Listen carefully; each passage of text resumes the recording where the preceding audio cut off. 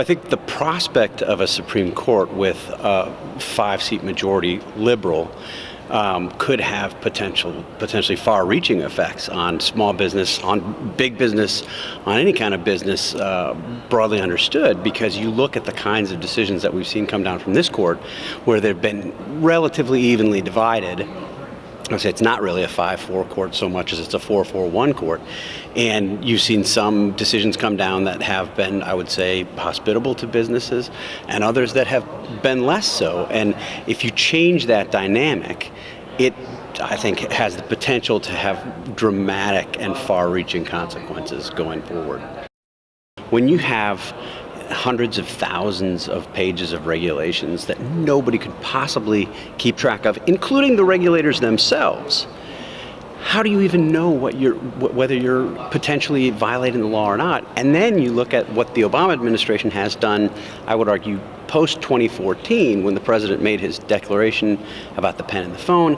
He was going to essentially put the regulatory state on steroids, and he's done that. And that message filters down to the regulators. They understand that they're empowered. They understand that they're unlikely to be challenged by the people they're regulating for fear of jeopardizing future relationships or having negative decisions come down in future disputes. So they don't even want to weigh in.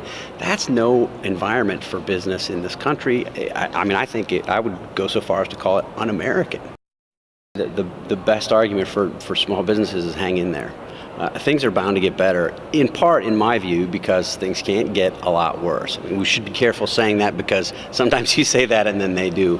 But look, beyond what, and at the risk of sounding too partisan here, too critical of the president, beyond what the president has done by empowering the bureaucracies, empowering the bureaucrats, really sort of supercharging the regulatory state, what he's done also with his rhetoric, I think, is incredibly damaging to business. I mean, he's created this sense that if you run a business, you're somehow on the take and you're looking to exploit people, or if you're a customer or a consumer, you're somehow being had.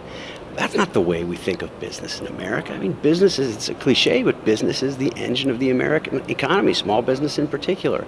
And when you have a president that repeatedly down-talks business, small businesses, doesn't give credit for the kind of tremendous growth that small businesses create across the country, you're doing not irreparable damage, but serious damage to the broader business operating environment in the country. And I think that, on top of the specifics, is what this legacy of this president will be. And as I say, cross our fingers, but I think things can only get better from here.